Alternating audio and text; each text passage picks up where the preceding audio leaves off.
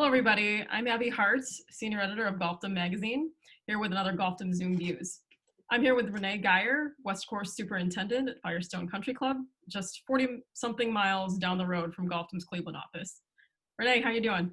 Good. How are you today? I'm great. Renee, we both recently attended Bayer's Women in Golf, and you were an attendee last year and a panelist at this year's virtual event.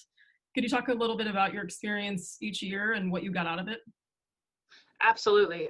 First of all, it was such an honor to be selected to attend Bayer Women in Golf last year in 2019. The in-person experience down in North Carolina.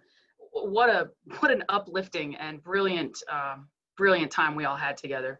It was a wonderful opportunity for women across the country in this business to realize that, hey, there's other people that like to do what I like to do, and they have the same types of jobs that I do. It was great to be able to connect, not only on a professional level, to understand, oh, what problems are you going through on the golf course? What are you facing now? But also on a personal level, to get to know other women that may be going through some of the same struggles that we have, that we share, and to be able to share those experiences, to have a sort of a network of shared like minds and shared experiences, and to be able to build on that.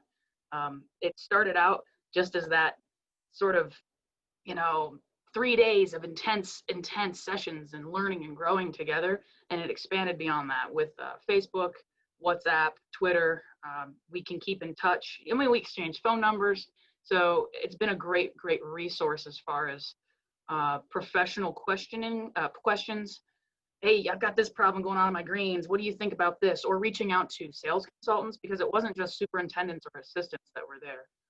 Women in the turf business from all sides of the turf business. And then fast forward to a year later, participating on the panel discussion as an alumni, it was really nice to be able to share my story with a whole new set of women that have an interest and are pursuing careers in this business. It's really great to be able to share that and to get to know some of them. I wasn't able to fully attend the 3-day virtual session because of work duties, but the little times I was able to pop in, it was nice to be able to see some new names, see some new faces, and hear some great voices coming through as leaders. That's great. I know I personally really enjoyed hearing about your story and the other panelists. For those people that missed out, and you really did miss out if you weren't attending Women in Golf, could you tell me about how you got into the golf industry? Yeah, to make it's kind of a weird long story short, I'll give you the shortened up version. I had learned to play golf when I was about 12. My godfather took me out on the golf course and I got hooked instantly. But I'd also been that kid that had like toted my lawnmower around the neighborhood. Hey, I'll mow your lawn for $10. I just wanted to do something outside. So my initial foray into college was I was a vocal music education and vocal performance major for 3 years. And then for a lot of different reasons, and it all was a sign of life-changing thing, I realized, look, I don't have to do something just because somebody else thinks it's a good idea. So I decided I need to work for my happiness. I got to find my happy. So I made the switch, decided to go to turf school, and fast forward however many years later, 12, 13 years later, here I am. So it's really kind of the abbreviated version, but yeah, I took a total 180, and I wouldn't change it for the world. That's great. I won't pressure you to sing, though you were pressured to sing Women in Golf.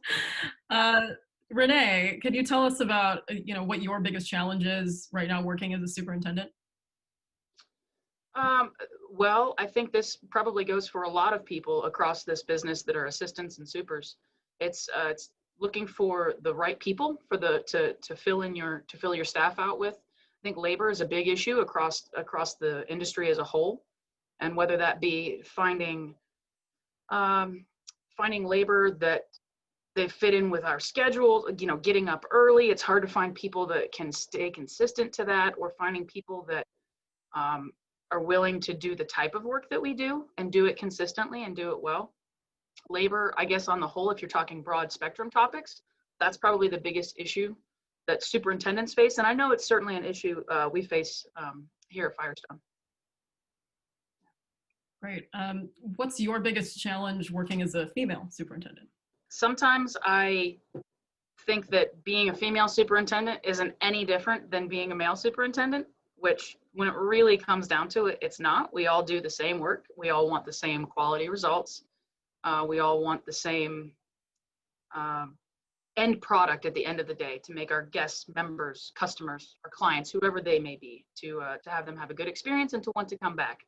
So the work itself, there's nothing different, but the way we have to go about it, sometimes, yes, it is different. There are women in this business that have been doing this a lot longer than I have, And I think that some of them have actually told me, well, you really kind of forget that you're a girl on the golf course. And you really do, because we're all the same. We're all trying to do the same thing. But there are certain idiosyncrasies and things that, you know, in talking to some of the guys, you know, you have to really get in and get those channels of communication, those lines of communications open. It's a complete trust building thing. Because maybe some guys have never even, they've worked on the golf course for however many years, but they've never had a female boss. So there are certain struggles as far as communication and building trust. But I truly believe that if you work with an open heart and an open mind, that anybody can work for anybody and work with anybody. That's the most important thing. People don't work for me. We work together to make the product that we have.